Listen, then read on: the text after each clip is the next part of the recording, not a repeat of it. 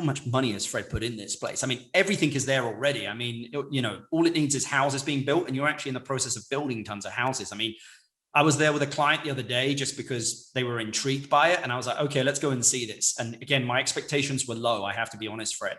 And when we got there, I was like, wow, and these guys fell in love with it, and they're about to sign this week, actually, on one of those lots. So yeah.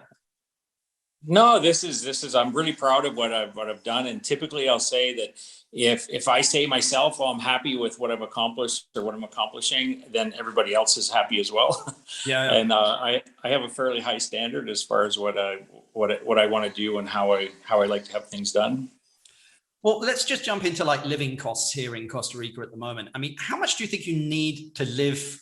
How much money a month do you think you need to live?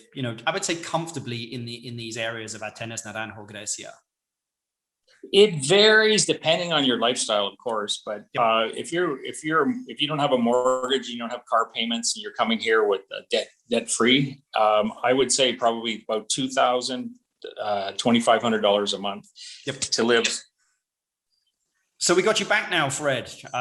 Sans the camera, but all is good. All is good. So we were just talking there about how much to live here in Costa Rica. About $2,000 to $2,500 a month. I mean, my question here, Fred, is, you could probably go as low as $1,500 a month to live in some of these areas. I think if you lived very simply, right?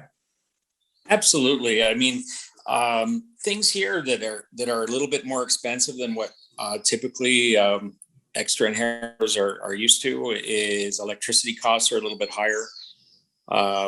Water costs are quite inexpensive, and gas is a little more expensive than what people are typically used to. Meals, and it all depends on where you go to. You can go to have a typical dish, a casada, very inexpensively, probably like $6.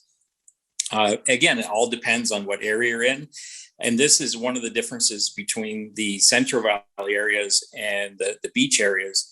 The beach areas tend to be very touristy, and hence you get tourist prices. Whereas the Central Valley areas, there's lots of little tiny restaurants tucked into the little corners, very quaint, that are very, very inexpensive.